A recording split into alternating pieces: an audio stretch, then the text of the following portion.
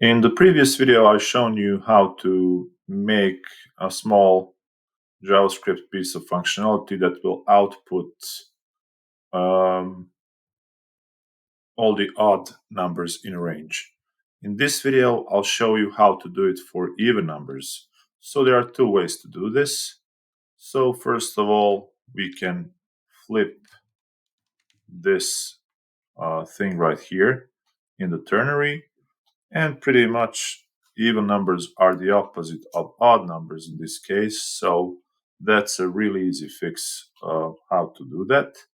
And another approach is to negate the condition itself, but keep the console log of I. So if I do this and wrap the condition in round brackets, I get the exact same result. So either this one or the one that I've just shown you a bit earlier will work basically identically.